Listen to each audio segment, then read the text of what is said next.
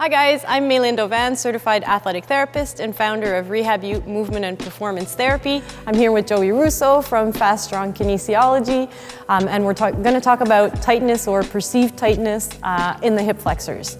The jump to conclusions trend is big in the fitness industry, where we see something and we say, okay, do this. So we see knees caving in during the squats and we stick a band between the knees. We see someone, or we hear someone say, I have pinching in the front of my hips during squats, and we say, okay, stretch the hip flexors. And we're guessing and not really assessing. So I'm not the first person to say that, but truth is, assess, don't guess, okay?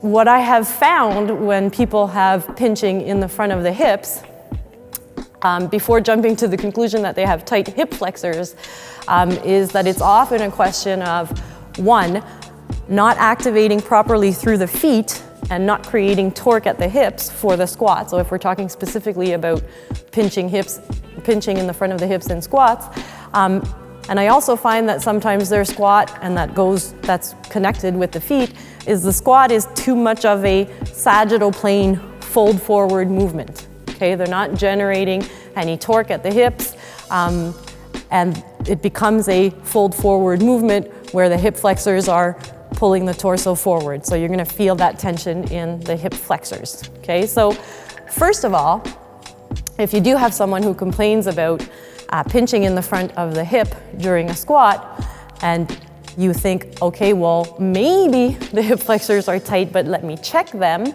I would use the modified Thomas test to check for the hip flexors. So how you do this test, and if you don't have a table at your gym, you could easily do this on a box, or two boxes together. You have your client sit at the very edge of the box, grab one knee, and then fall back on the table. And they hold that knee and relax this leg. Now, a couple of things you want to make sure of is, for one, you give this guy a little shake, okay, because they've just let themselves fall backwards, and for a lot of people that creates a little bit of a flexion reaction. So you're going to get a leg that's up like this, and you're going to go, oh my God, what's going on there? So if you give them a little shake, that leg usually relaxes.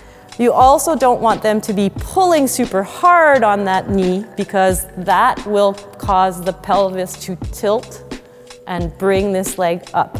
So you want them to just hold on, extended arms, and just hold on to that knee so that this hip is relatively neutral. And you want to see whether the thigh is now in line with the table. Okay? If they've got their knee up like this, that would indicate that the hip flexors are tight. Okay? If they have the leg extended, that would indicate that the rectus femoris is tight. Okay, rectus femoris, part of the quadriceps, also crosses the hip, so is also a hip flexor. So there's a way to actually test, is there tightness in my hip flexors, and is that why I'm feeling a pinch in the front of my thigh, or is it something else? Okay, you can stand up for me. Often what I find when I talk about the feet, and in another capsule, we do talk about how to properly activate the foot.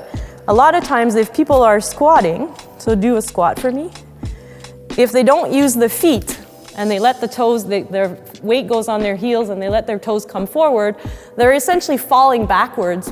So the hip flexors are working super hard to keep his torso forward and keep him from falling backwards, because he's not using the feet to ground himself.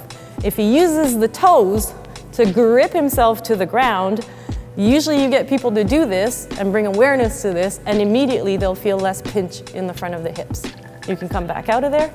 He's holding a nice isometric squat for us. Another thing that I see a lot of the times in females is too narrow of a squat with the knees not in line with second and third toe, but the knees a little bit too much inside. So a very narrow aerobics course squat, that's what I call it. A really narrow aerobics course squat, yeah, and sometimes they'll even be more torso forward and butt up, okay? So naturally, again, this has to do a little bit with how you use the feet. It has to do a little bit about creating torque at the hips.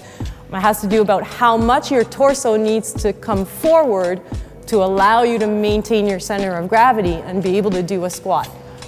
So So often I find, in my personal experience, when people come to me complaining about a pinch in the front of the hips in the squat, if I look at the feet and I look at the stance for the squat, there are usually immediate corrections that I can do that alleviate that pinch, and most often they don't actually have a tight hip flexor, have tight hip flexors. Okay, so question yourself, are your hip flexors really tight, or is it other stuff going on? So assess, don't guess.